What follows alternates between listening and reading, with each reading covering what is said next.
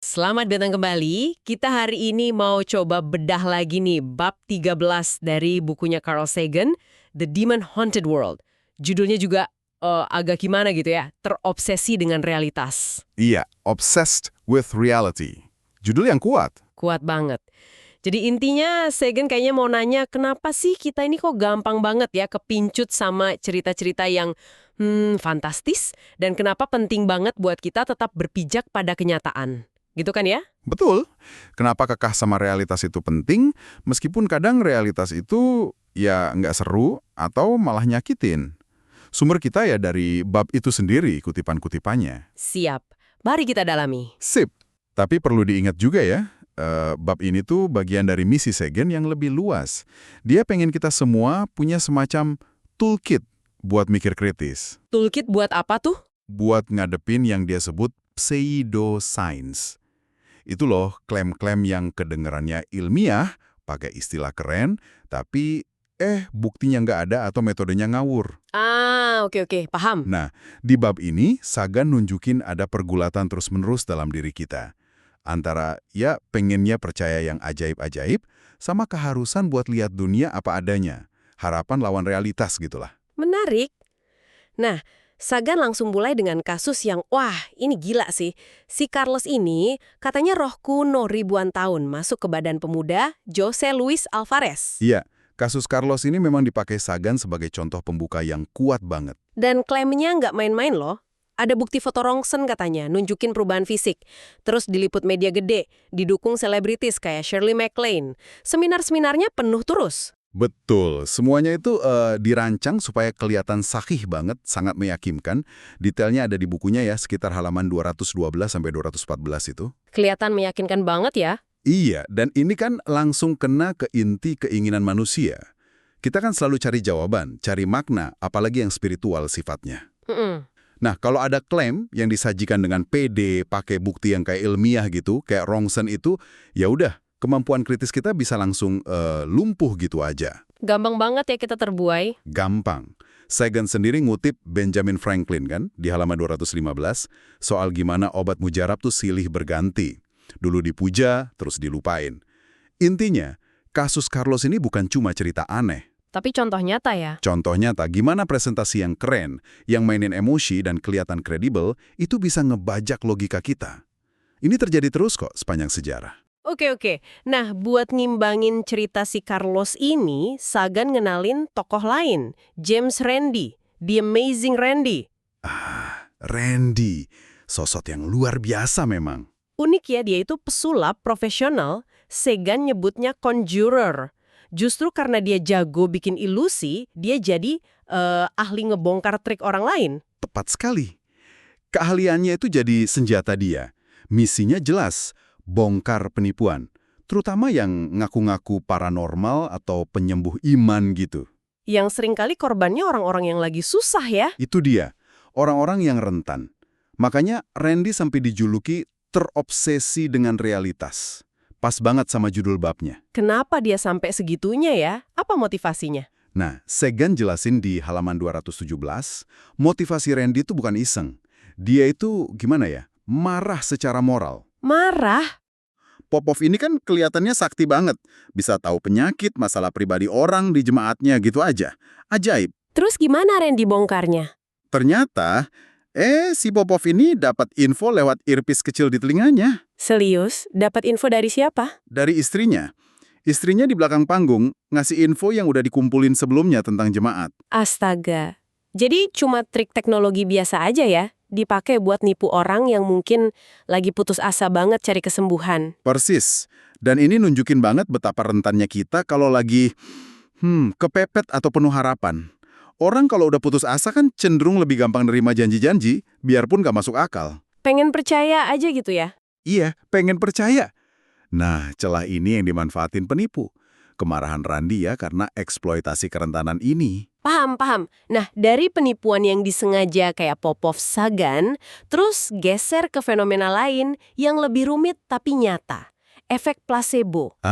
Placebo. Ini menarik banget. Ini kan kondisi di mana keyakinan kita doang bisa ngaruh ke badan ya. Misal kita ngerasa mendingan dari pilek cuma karena percaya minum obat, padahal isinya cuma gula. Iya, betul.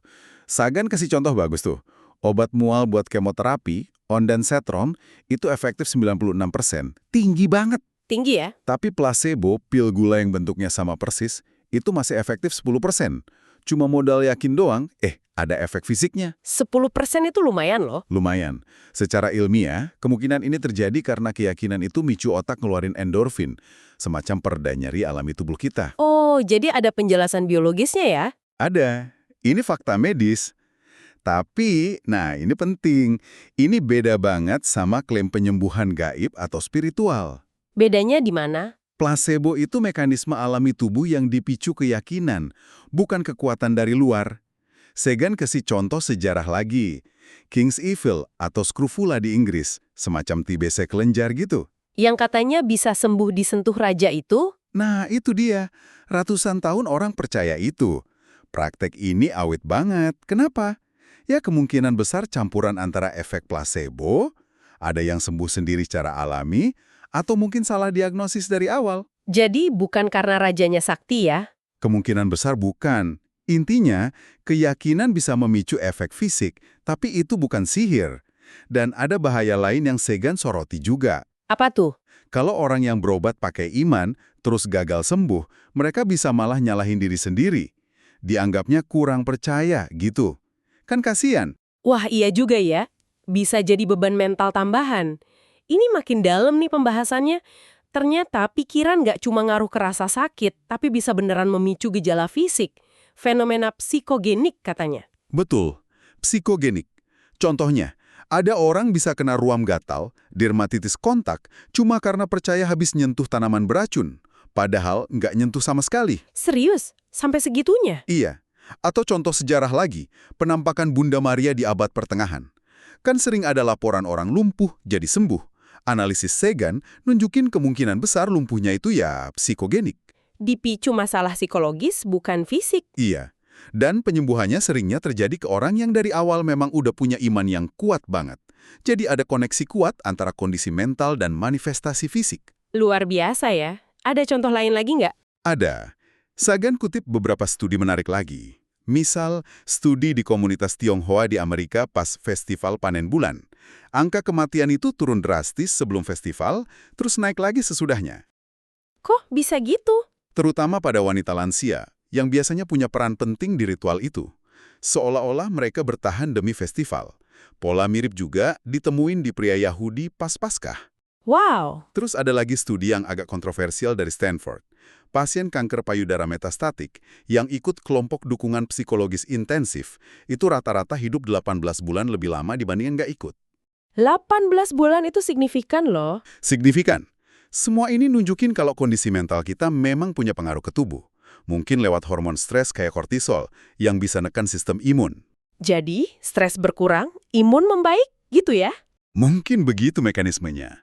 Tapi, ini ditekanin banget sama Sagan. Jangan sampai kita kelewat batas. Jangan anggap pikiran bisa nyembuhin semua penyakit. Nggak gitu juga, ada batasannya. Oke. Penting banget nih batasannya. Jadi pikiran nyaruh, tapi bukan obat mujarab buat segalanya. Sip, kita balik lagi ke cerita detektif kita, kasus Carlos. Ini puncaknya ya. Nah, ini dia bagian klimaksnya. Ternyata, geger soal Carlos itu semuanya hoax. Rekayasa. Betul sekali. Hoaks yang dirancang sangat rapi. Dan dalangnya siapa coba?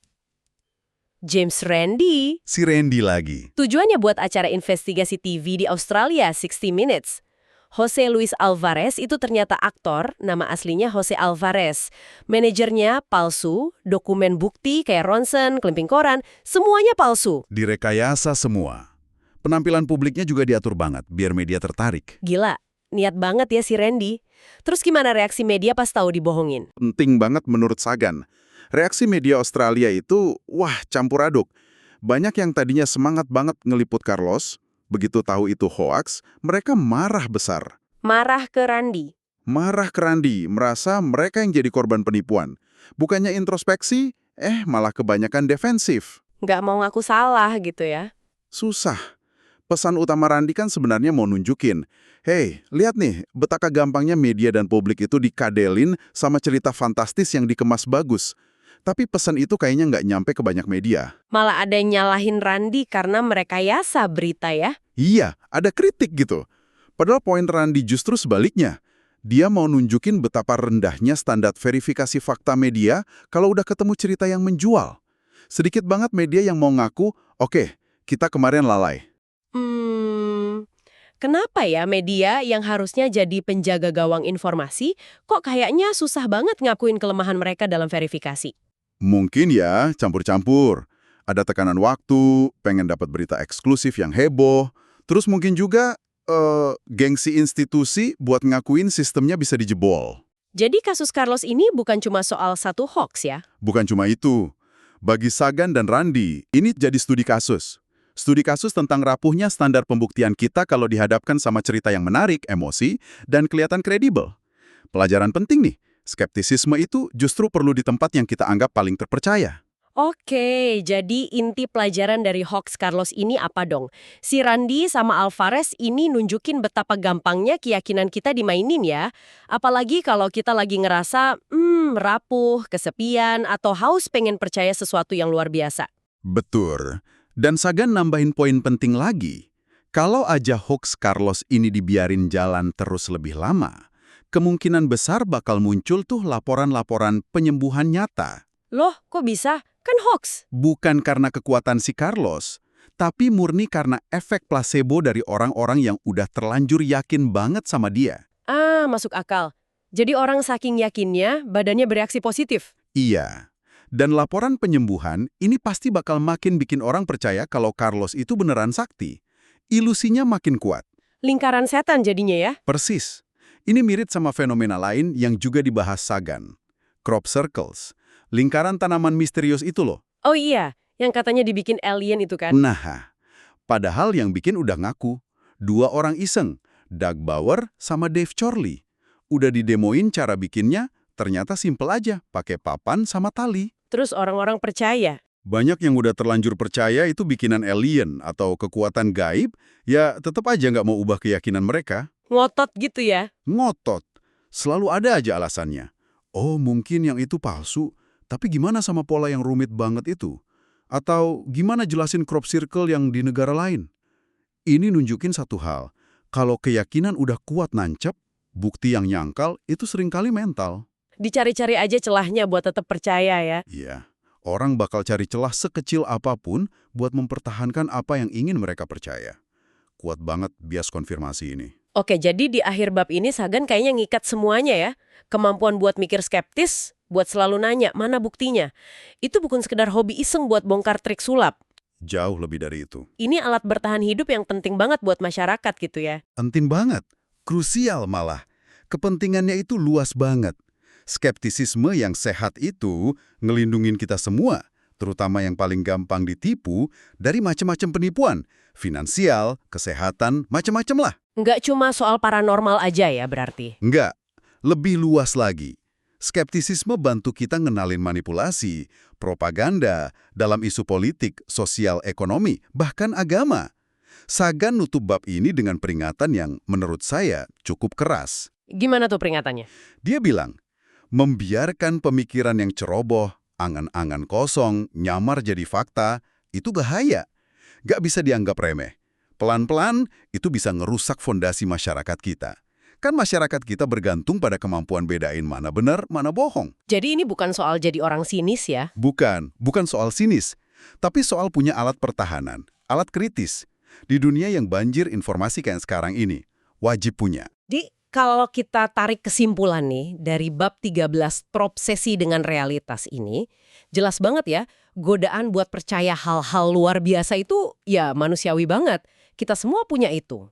Sangat manusiawi. Tapi punya sedikit obsesi pada realitas, maksudnya berani nanya, nuntut bukti, pakai logika, itu harus wajib. Mutlak perlu. Bukan cuma buat nilai cerita aneh kayak Carlos, tapi ini kayak kompas utama kita buat jalan di dunia yang makin rumit ini kan. Intinya ya, melatih diri buat bisa milah mana fakta walau kadang nggak enak, mana fantasi yang mungkin ngehibur tapi bisa nyesatin. Tepat sekali. Dan ini mungkin ninggalin satu pertanyaan ya buat pendengar kita bawa pulang, buat direnungkan. Apa tuh? Gini, kalau kita lihat betapa gampangnya institusi sekelas media massa aja bisa ketipu mentah-mentah sama hoax Carlos, gimana caranya kita, Anda secara pribadi, bisa ngasah skeptisisme yang sehat? Skeptisisme sehat artinya nggak sinis ya. Iya, kemampuan buat bertanya, menguji, tapi tanpa jadi sinis atau nutup diri dari kemungkinan hal baru atau hal menakjubkan yang mungkin memang beneran ada. Jadi gimana caranya? Nah, itu pertanyaannya.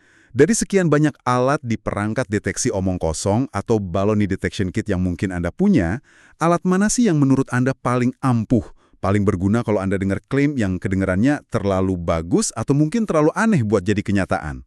Itu PR buat kita semua kayaknya.